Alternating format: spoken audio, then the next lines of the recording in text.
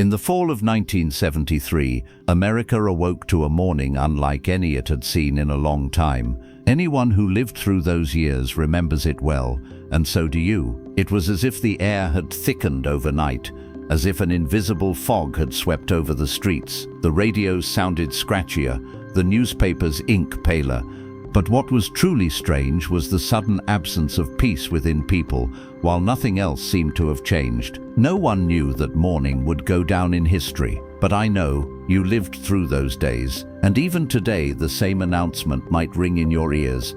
Most gas stations are closed. There are long lines in front of the ones that are open. At first, no one believed it, because America was powerful, wealthy, a modern giant.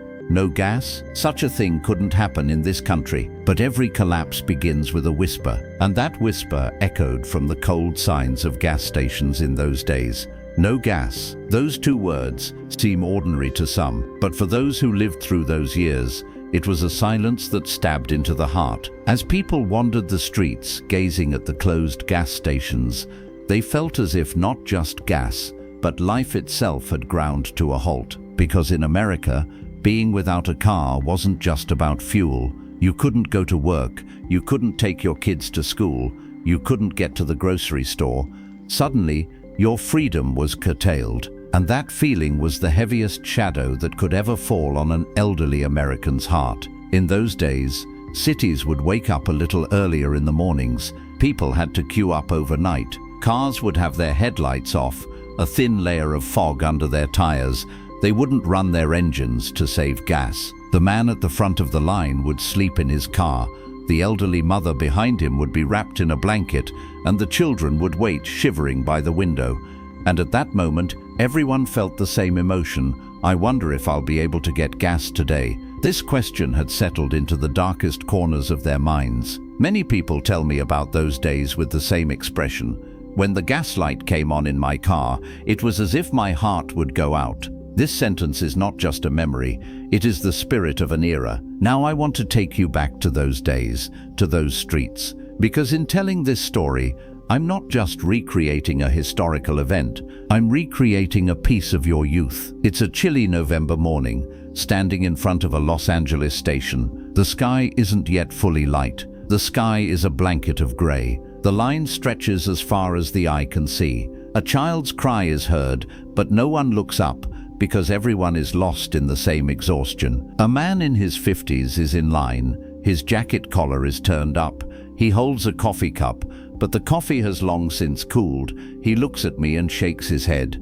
"Young man," he says, "we thought this country was so strong, but this queue has shown us that everything can change in an instant." His eyes drift away as he finishes. Perhaps he sees his own childhood in those eyes, the years of his country's rapid growth, the hopeful mornings of the 1950s, and perhaps for the first time he was worried about his future. An elderly woman sits in a nearby vehicle. A wool blanket is on her knees. I walk over to her. "Are you cold?" I ask. He smiles a little.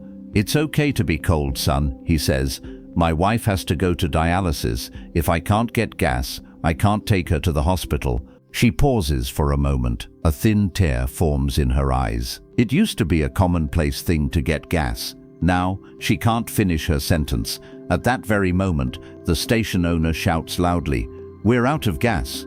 Everyone disperse, and the woman gently lays her head on the steering wheel and weeps silently. Those were the days. Those were the days. So how did this happen? Why were America's giant industries, its major cities, its millions of vehicles, suddenly left without fuel?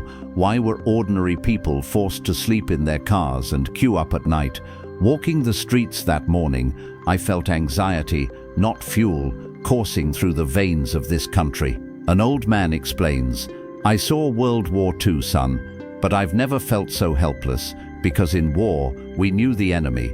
Now, no one was against us, but we were still losing. Yes, we were losing. But why?" The answer to this question lay hidden in the world order of 1973. While people waited in gas lines, decisions made far away at the desks of other countries were shaping America's fate. But in those years, most of the public was unaware of this. They only felt one thing. Something's not right, but no one's telling us the truth. and that feeling was worse than not having enough gas. The most memorable moments of the oil crisis weren't the scenes of conflict, they were the quiet ones. Every car in line would think the same thing. I wonder if things will improve next week. I wonder how long this queue will be. There were no answers to these questions. On the rare occasions when the line moved forward, people would move their cars slightly forward, their eyes fixed on the station sign. Fuel is running low. This was the most chilling line of the era. But no one knew the real decline hadn't begun yet. Towards the end of 1973, something began to change on the streets of America. In the first weeks, there was anxiety on the faces of the people in the lines. Yes, but there was also hope. This is just a temporary setback, they said. We'll just have to wait a week or two longer. But as the days passed, patience began to wear thin. The lines weren't just longer, they were tense and louder. The slamming of car doors, the angry honking of horns, and the occasional shout were signs that the crisis had reached the heart of the people. And these sounds are still vivid in the memories of many Americans over 65 today, because those sounds weren't just urban noise, they were the echoes of a collapsing order. Around that time, a new rule was announced. If the last digit of your license plate is odd, you can only buy gas on odd days. If it's even, you can only buy gas on even days. This decision divided the public. Some said it was necessary, others shouted, "They're mocking us." One morning, I was at a station in New Jersey. The line was long again, but this time it seemed to be split in two. Single-day commuters and double-day commuters were glaring at each other. In line was an elderly man, approaching 70, his hat slightly askew.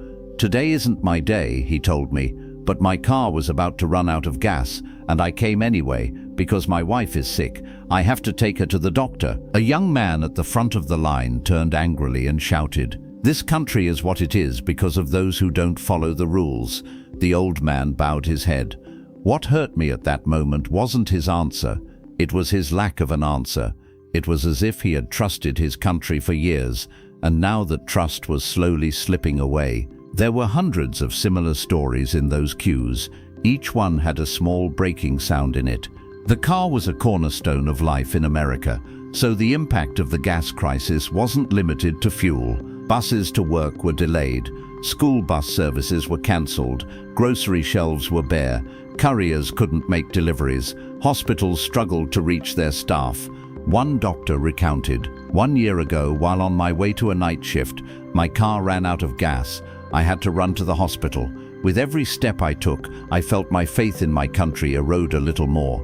There were even those who couldn't even make it to the hospital because they ran out of gas, and America was watching." On that February morning in Philadelphia, people lined up, unaware of what was to come.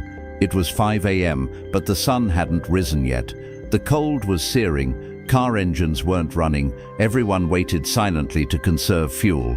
A car suddenly pulled up to the front of the line. Normally, people might have ignored it, but times had changed. A man got out, his voice tense, and he said, "I'm just going to get a few gallons." The people in line suddenly stood up.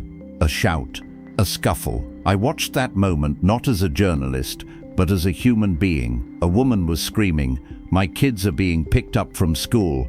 I can't leave without gas." Two men rushing to the front clashed. Arms and bags were thrown in the air. One man's shirt was torn, and all this chaos was just for a few liters of gas. At that moment, I realized this crisis was revealing the most vulnerable parts of a person: fear, anger, helplessness. Everyone was experiencing the same feelings, but no one could talk about them. The most painful aspect of the crisis was the silence it brought to homes. The news on television was always the same.